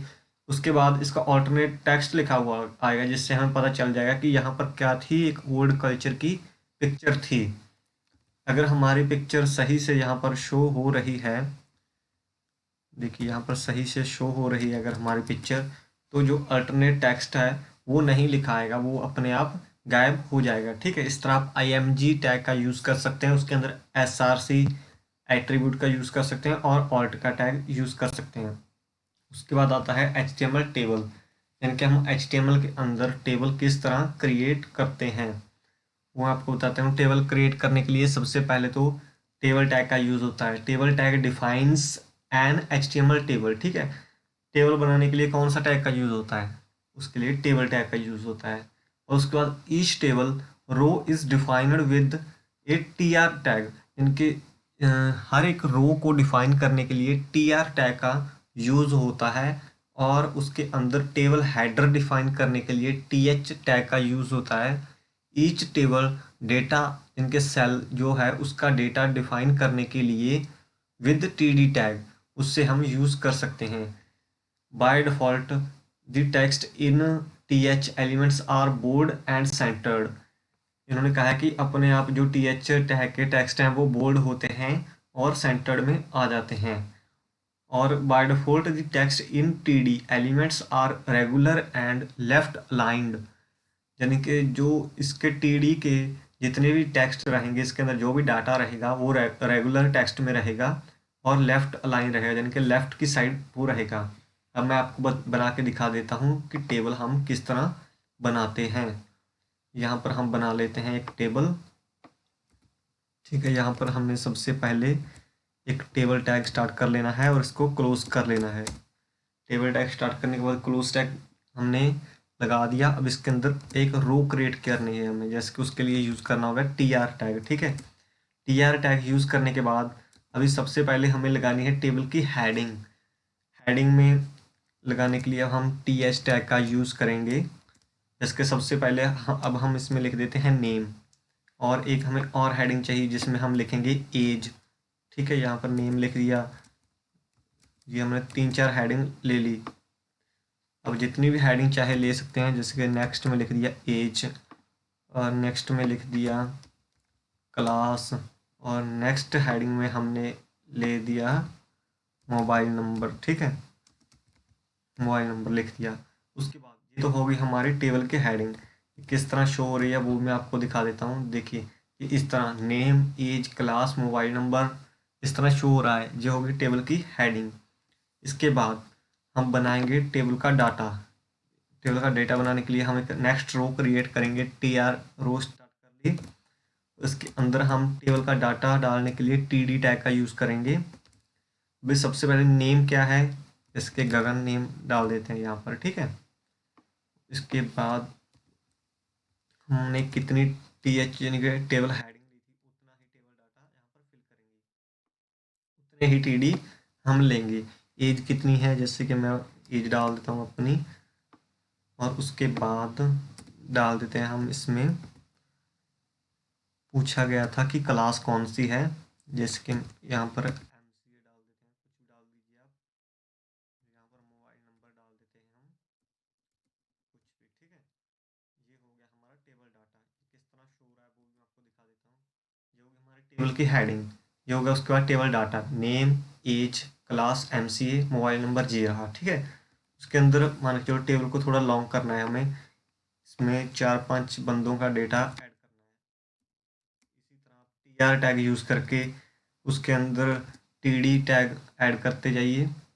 जितने टी आर बनाएंगे उनमें आप जिनके आप टी आर टैग बनाएंगे टेबल के अंदर, ठीक है, उतनी ही टेबल की रो बनती जाएगी। जैसे कि हमने दूसरे टी आर में नाम लिख दिया आकाश, और तीसरे में लिख दिया हमने मंजू, चौथे नंबर पर लिख दिया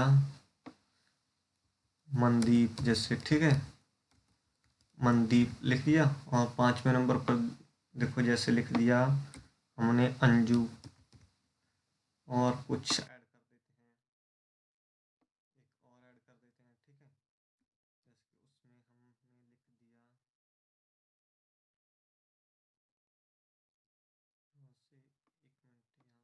यहाँ से कॉपी करके, हम यहाँ से कॉपी करके इसको यहाँ पर पेस्ट कर लेते हैं नीचे। इसमें एक और ऐड कर देते हैं, जैसे कि प्रिया। ठीक है, ऐड कर दिया। इसको सेव करके जब हम रन करवाएंगे, देखिए ये हमारा कितना बड़ा टेबल बन चुका है। ये नेम आ रहे हैं सबके, ये एज आ रही है सबकी, ये क्लास आ रही है, ये सबके मोबाइल नंबर आ रहे हैं। इसके तरह आप टेबल बना सकते हैं। और टेबल को थोड़ा अच्छा करने के लिए आपको क्या करना होगा, ऐड ए बॉर्डर, यानी कि टेबल का बॉर्डर आप किस तरह लगा सकते हैं। बॉर्डर लगाने के लिए आपको क्या करना होगा, सबसे पहले तो आपको ऊपर जो हमारी है यहाँ पर स्टाइल CSS यूज़ की गई है, यहाँ पर हम एक न्यू टैग की पर CSS करने जा रहे हैं। सबसे पहले हमारा टेबल टैग। ठीक है, टेबल टैग के बाद कॉमा लगाएंगे, उसके बाद है उसके अंदर हमारा एक TH टैग, और उसके बाद है हमारा एक TD टैग। ठीक है, TD, उसके बाद करली ब्रैकेट स्टार्ट और क्लोज करेंगे। उसके बाद यहाँ पर लगाएंगे बॉर्डर, यहाँ पर लिखेंगे हम बॉर्डर। बॉर्डर कितना चाहिए हमें, उसकी मोटाई चौड़ाई कितनी चाहिए, 2 पिक्सल कर लेते हैं। सॉलिड कलर कौन सा चाहिए उसका, जैसे कि रेड कलर का बॉर्डर कर लेते हैं। ठीक है, इसको सेव करेंगे, रन करेंगे। ये हमारा टेबल पर बॉर्डर आने लगा है। अभी ध्यान दीजिए, ये जो बॉर्डर डबल डबल आ रहा है, ठीक है ना, हर एक के ऊपर अलग अलग बॉर्डर आ रहा है। इसको एक ही बॉर्डर करने के लिए हमको क्या करना होगा, उसके लिए एक और प्रॉपर्टी यूज़ होती है। उसके लिए यूज़ होगा बॉर्डर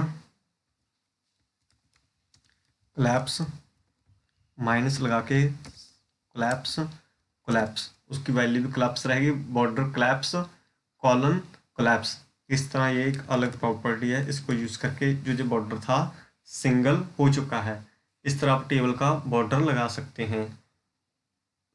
उसके बाद सेल पैडिंग दे सकते हैं कि सेल के अंदर पैडिंग कितनी होनी चाहिए।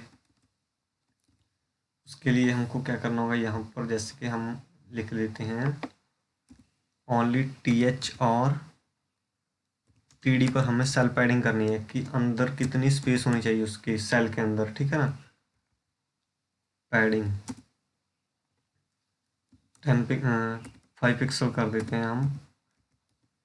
5 पिक्सल सेव करके हम इसको रन करवाएंगे। देखिए इसके अंदर पैडिंग बढ़ गई, थोड़ा स्पेस ज़्यादा आ गई, जैसे कि नेम के आसपास देख रहे होंगे आप, एज के आसपास देख रहे होंगे। थोड़ा और इंक्रीज करके दिखा देता हूँ मैं आपको, इसको 15 कर देते हैं। सेव करके हम रन करवाएंगे, देखिए कितनी पैडिंग आ गई, आसपास एरिया ज़्यादा इंक्रीज हो रहा है ना, इसको बोलते हैं पैडिंग। और उसके बाद आ जाता है HTML table left align heading, ठीक है ना। उसके बाद जो इसकी हेडिंग है उसको अलाइन लेफ्ट कर सकते हैं, जैसे कि वो ऑटोमेटिक पहले तो बाय डिफ़ॉल्ट सेंटर में रहती है, ठीक है। उसको TH लगा के टेक्स्ट अलाइन करके लेफ्ट कर दीजिए। उसके बाद हम इसमें आएंगे HTML में लिस्ट की। लिस्ट किस तरह बनाते हैं HTML में। लिस्ट सिंपली 3 टाइप की होती है, ऑर्डर्ड लिस्ट, अनऑर्डर्ड लिस्ट और अदर लिस्ट, ठीक है। सबसे पहले मैं आपको बता देता हूँ अनऑर्डर्ड लिस्ट क्या होती है। अनऑर्डर्ड लिस्ट जिसका कोई ऑर्डर नहीं होता, यानी कि वो पॉइंट्स में हो सकती है इस तरह, जिसके आगे डॉट्स आ रहे हैं, सर्कल आ रहे हैं, इस तरह आप इसको बोल सकते हैं अनऑर्डर्ड लिस्ट। ऑर्डर्ड लिस्ट क्या होती है, जिसकी कोई नंबरिंग होती है, जहाँ ABCD हमको उसकी नंबरिंग का पता चल रहा है ना, उसको बोलते हैं ऑर्डर्ड लिस्ट। ये लगाने के लिए हम सिंपली यूज़ करेंगे अनऑर्डर्ड लिस्ट लगाने के लिए UL टैग, ठीक है। UL टैग का यूज़ करेंगे अनऑर्डर्ड लिस्ट बनाने के लिए। जैसे कि हम टेबल के ऊपर ही हमारी जो लिस्ट है बना लेते हैं। हमने सबसे पहले UL टैग यूज़ किया और नीचे UL टैग क्लोज कर दिया। इसके अंदर LI लिखना है हमें।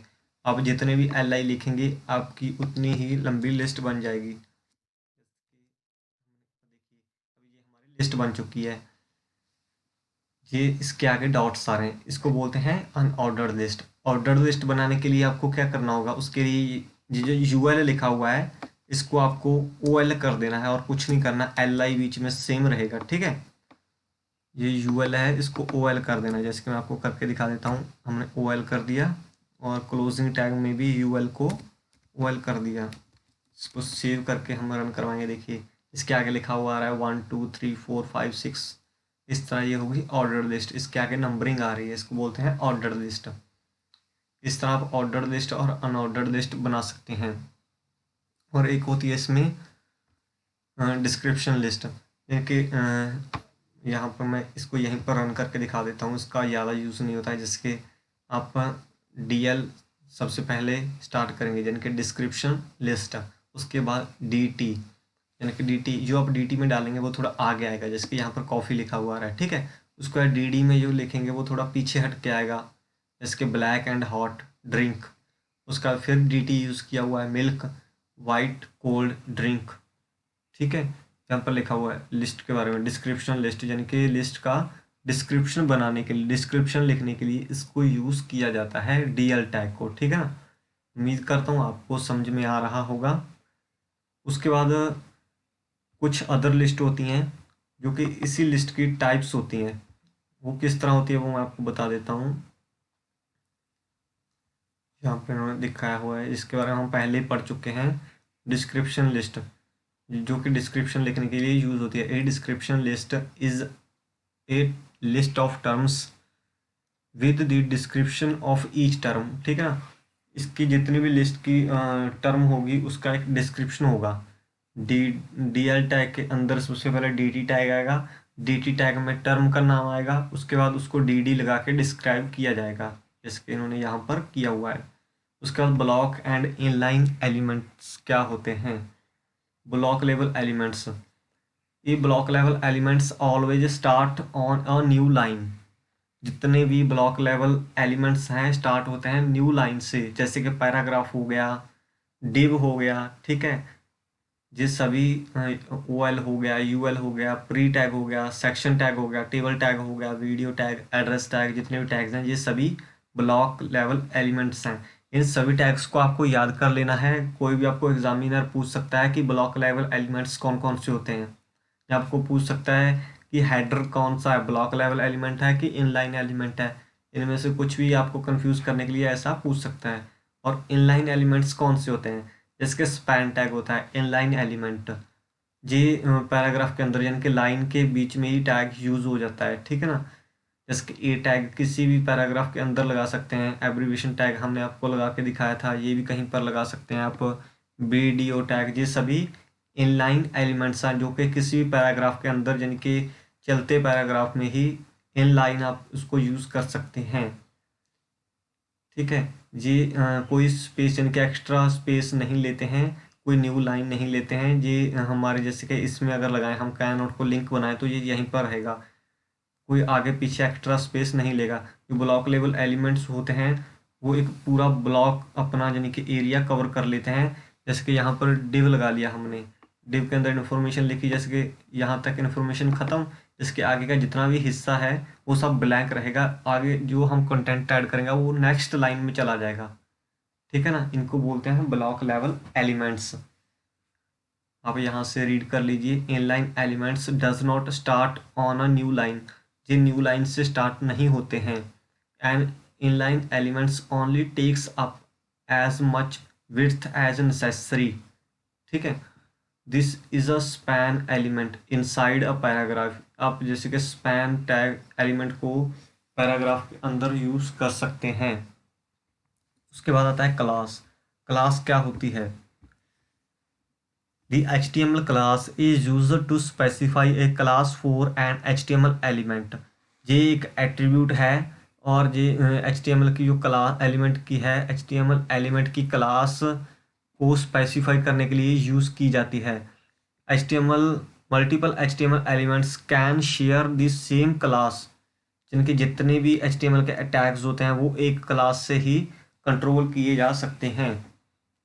ठीक है, उसके बाद जैसे कि क्लास को किस तरह यूज़ करते हैं वो भी मैं आपको बता देता हूँ। जैसे कि हम अपने प्रोग्राम में चले जाते हैं जहाँ पर हम लेते हैं एक डिव। ठीक है, डिव लिख लिया और इसका क्लोजिंग टैग हमने बना दिया। डिव के अंदर अब हम एक एट्रीब्यूट लेंगे क्लास।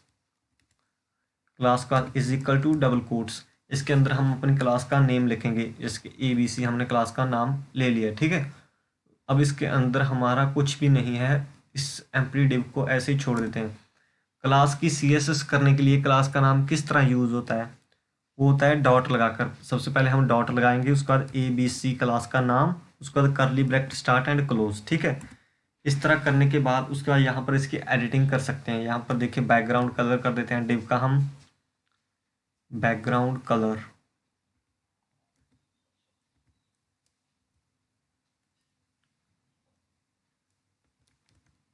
ग्राउंड कलर इसका कर देते हैं हम, रेड कर देते हैं,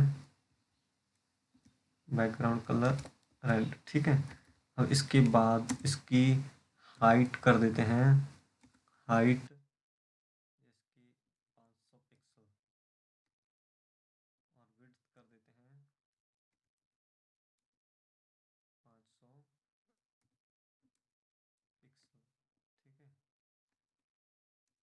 अब इसको रन करें, देखिए ये एक डिव आ गया, एम्प्टी डिव है। अभी इस पे ओनली CSS अप्लाई की हुई है।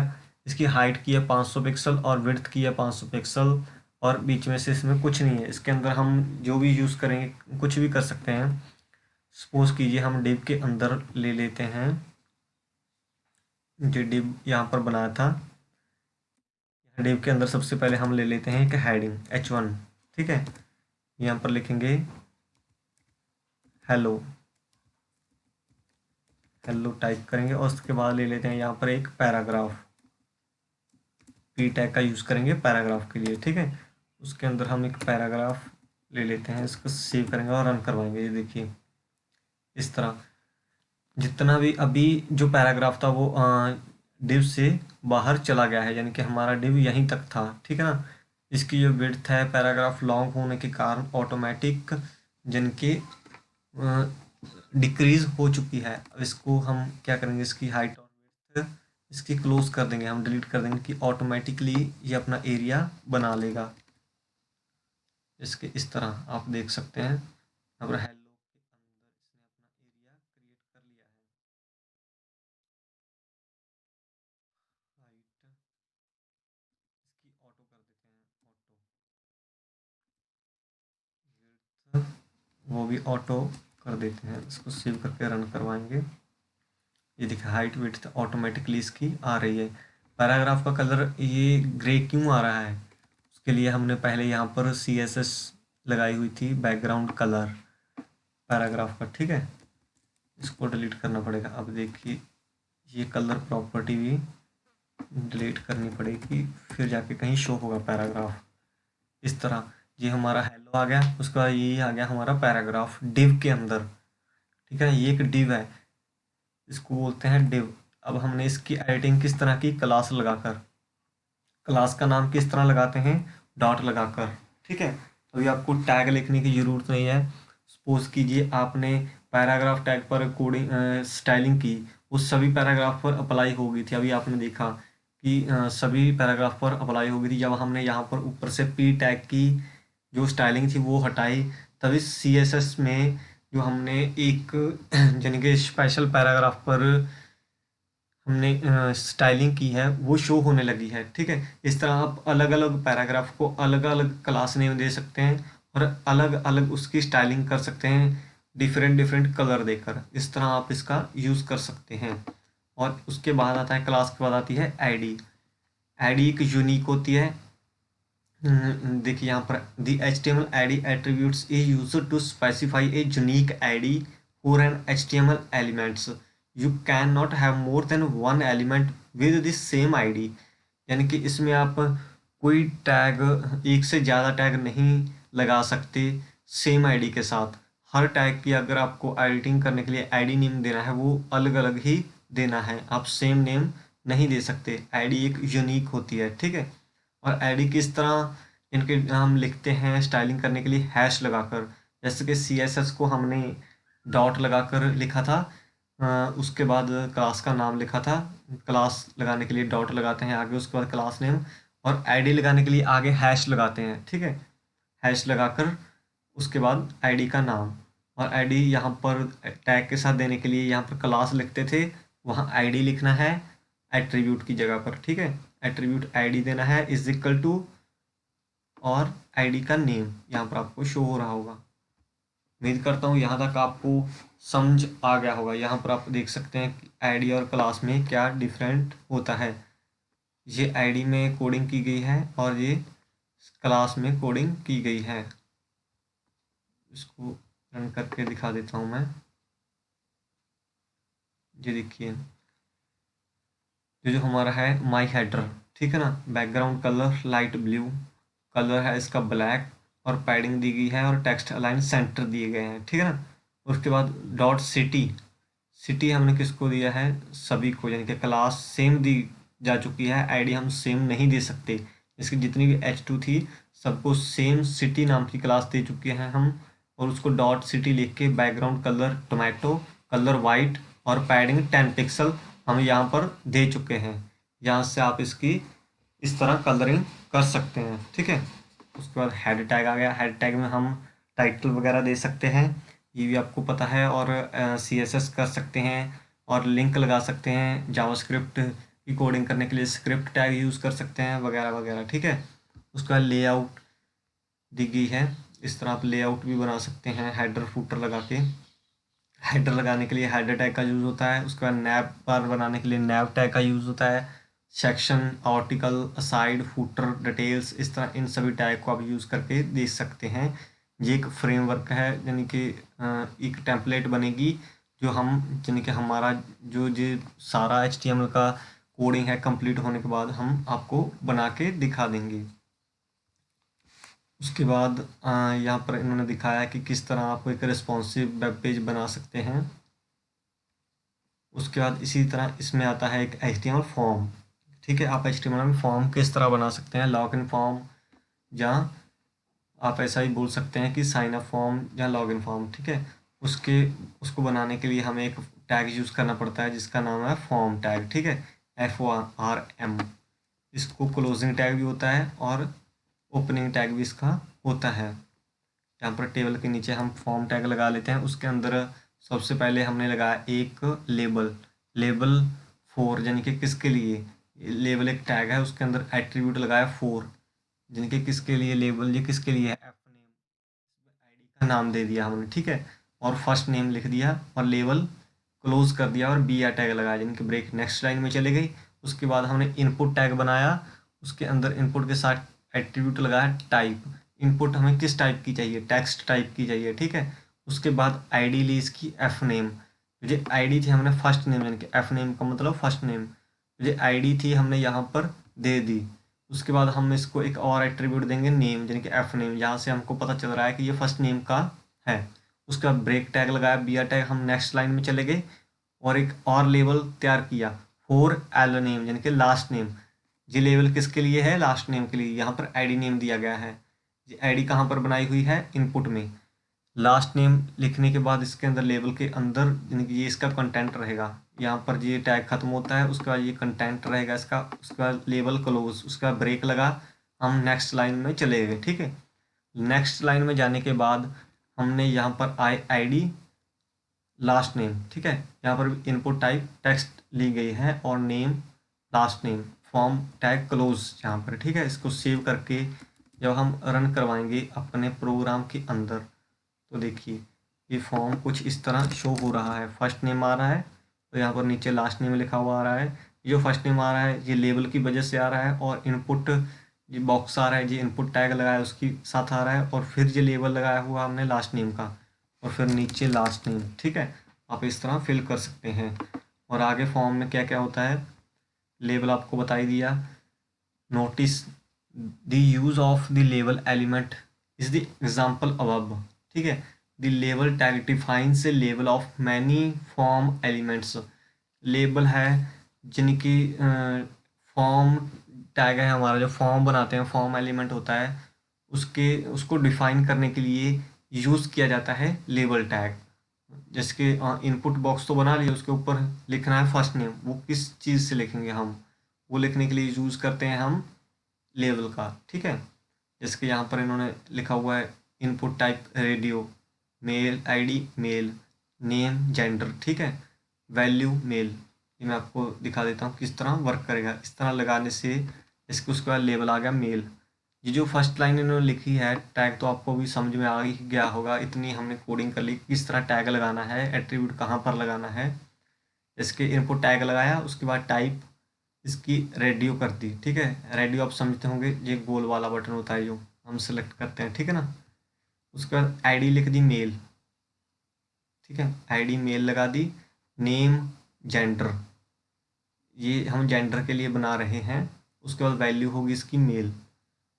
लेबल फॉर मेल, ठीक है, ये जो आईडी थी मेल, ये हमने दी है इनपुट में, यहाँ पर इनपुट में आईडी दी है ना, ये लेबल फॉर मेल, ये इनपुट की आईडी थी, वो हम लेबल में लगा देंगे। और ये जो मेल लिखा है ये यहाँ पर लिखा आएगा, देखिए यहाँ पर ये मेल लिखा आ रहा है ना, ये लेबल की वजह से आ रहा है। अगर हम इसको यहाँ से सपोज कीजिए, हम इसको थोड़ा ओपन करके दिखा देता हूँ, इस लेबल को यहाँ से डिलीट कर देता हूँ मैं, सपोज कीजिए यहाँ से कर दिया डिलीट, तो अभी किस तरह शो होगा, वो मेल जहाँ से चला गया, ओनली बटन रह गया, ठीक है, इस तरह बटन रह गया। अभी हम उसको पेस्ट कर देते हैं, उसको रन करते हैं, देखिए लेबल लगा, मेल यहाँ पर लिखा हुआ है। इस तरह रेडियो बटन होते हैं, इसको भी रेडियो बटन बोलते हैं, जो हम इस तरह ऑप्शन के लिए सेलेक्ट कर लेते हैं, ठीक है। इनमें से कोई एक सेलेक्ट कर लें कि आप मेल हैं, फीमेल हैं या क्या है। यहाँ से आप इस इनपुट बॉक्स को लगा के, इस इनपुट टाइप को लगा के, यहाँ से आप इस तरह का इनपुट बॉक्स बना सकते हैं। उसके बाद आता है चेक बॉक्स। चेक बॉक्स में बस कुछ नहीं है, टाइप की जगह पर चेक बॉक्स लिखना है, वही आईडी कहाँ पर यूज़ करनी है लेबल में, ठीक है। आपको समझ में आई होगा, आप प्रैक्टिस करेंगे ज़्यादा ज़्यादा समझ आएगा। अगर हम सारा समझाने बैठ जाएंगे तो वीडियो बहुत लंबी चली जाएगी। उसके बाद बटन बनाने के लिए इनपुट टाइप आप सबमिट का इस्तेमाल कर सकते हैं, जैसे कि यहाँ पर इन्होंने किया हुआ है। ये देखिए इनपुट टाइप सबसे नीचे, जहाँ तक तो आपको पता ही है कि किस तरह बनते हैं ये इनपुट बॉक्स का। Input type submit, value submit, ठीक है। यहाँ पर इन्होंने सबमिट लिखा इस तरह। अभी इसके साथ PHP की कनेक्टिविटी नहीं है, इसलिए ये अच्छे से ओपन नहीं हो रहा है। ये सबमिट लिखने से, इनपुट टाइप सबमिट लिखने से ये सबमिट नाम का एक बटन आ चुका है। और इसके बाद आता है इसमें attributes, form attributes. Form attributes क्या होते हैं, एक्शन। एक्शन PHP के काम आता है कि एक्शन एट्रीब्यूट लगाने के बाद एक्शन page.php, हमारा PHP का पेज का नाम होगा, उसको यहाँ पर हम फॉर्म के साथ ऐड कर सकते हैं। जब कोई हमारे फॉर्म के साथ लॉगिन करेगा तो उसमें जो भी अपना नाम भरेगा और पासवर्ड भरेगा वो हमारे यानी कि माई SQL डाटाबेस में चला जाता है। ठीक है, उसके लिए ये एट्रीब्यूट यूज़ होता है फॉर्म के साथ। उसके बाद आ जाता है फॉर्म एलिमेंट्स। फॉर्म एलिमेंट आप यहाँ देख लीजिए, इनपुट हो गया, लेबल हो गया, सिलेक्ट हो गया, टेक्स्ट एरिया हो गया, बटन हो गया, field set less and data list. यहाँ से आप सभी की प्रैक्टिस कर सकते हैं, जहाँ पर सब दिए गए हैं। मैंने आपको एक बार इनपुट लगा के दिखा दिया कि किस तरह यूज़ कर सकते हैं। आप उसमें टेक्स्ट की जगह पर रेडियो, बटन, सबमिट कुछ भी उसकी टाइप लगा सकते हैं इनपुट की। उसका इनपुट टाइप्स, कितनी टाइप्स की होती हैं इनपुट यहाँ पर दिखाई गई हैं, देखिए इतनी टाइप्स की इनपुट होती हैं, ये आप देख लीजिए। अगर हम इन सभी को करने बैठें तो करते करते वीडियो 20 घंटे की बन जाएगी, इसलिए आप इनकी प्रैक्टिस खुद यहाँ से कर लीजिए इस वेबसाइट को ओपन करके। मैंने आपको सिंपली फॉर्म बनाना सिखा दिया है, किस तरह फॉर्म बना सकते हैं। उसके बाद इनपुट एट्रीब्यूट्स कुछ अलग आते हैं, जैसे कि वैल्यू हो गया, ठीक है ना। उसके बाद इनपुट फॉर्म एट्रीब्यूट आ जाते हैं। ये इस तरह आप सभी को कर सकते हैं। इस तरह जो हमारी HTML की कोडिंग थी वो कंप्लीट हो चुकी है। आगे थोड़ा ये मीडिया का लिंक लगाना है, अमेज की तरह ही आप मीडिया का लिंक लगा सकते हैं। जिस तरह आप अमेज का लिंक लगाते थे वैसे यहाँ पर बताया गया है कि किस तरह आपको इनकी मीडिया का लिंक लगाना है, वीडियो का लिंक कैसे लगाना है, यूट्यूब का लिंक कैसे लगाना है। यहाँ से सभी लिंक का सिंटैक्स दिया गया है, आप उस तरह इन सबको ऐड कर सकते हैं। उसके बाद आ गई टैग लिस्ट। यहाँ से आपको जो टैग लिस्ट है, यहाँ चाहो तो वीडियो को पॉज करके आप जिस सभी टैग्स को लिख लीजिए, और इनके जो डिस्क्रिप्शन लिखा हुआ है, ये टैग किस लिए यूज़ होता है, क्यों यूज़ होता है, यहाँ से आप नोट कर लीजिए, जहाँ से आपको पता चलता रहेगा। इस सभी टैग को आप नोट कर लीजिए।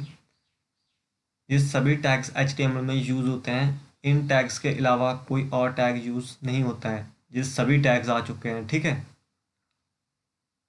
मैं आपको सभी टैग दिखा देता हूँ। ये हमारे सभी टैग आ चुके हैं। यहाँ से हमारी जो HTML की कोडिंग थी वो कंप्लीट हो चुकी है।